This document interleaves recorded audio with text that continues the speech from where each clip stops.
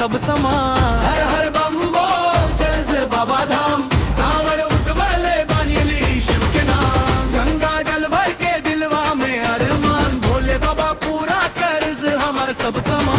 हर हर बम बोल चल से बाबा धाम, कांवड़ उठवाले बानी शिव के नाम।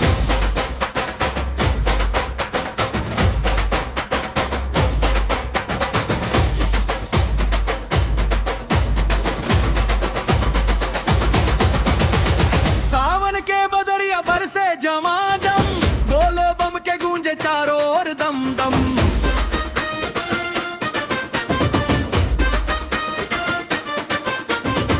नंगे गोड़ चलत बानी मन में विश्वास, भोले के कृपा से मिट जाई हर त्रास।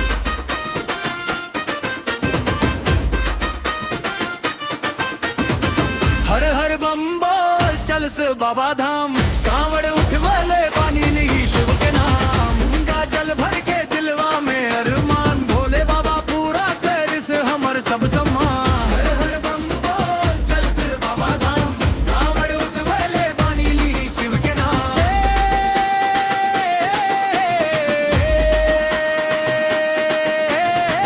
देवघर नगरी लागे स्वर्ग सामान, बाबा बैद्यनाथ के अद्भुत पहचान।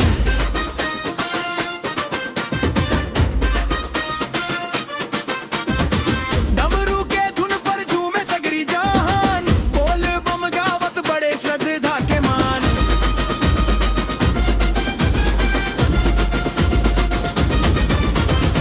भोलेनाथ दयालु त्रिपुरारी भगवान, राख सपना छाया हरदम हमार जान। संकट सब दूर हो, मिले सुख अपार। जय जय जय शिव शंकर, जय भोले सरकार।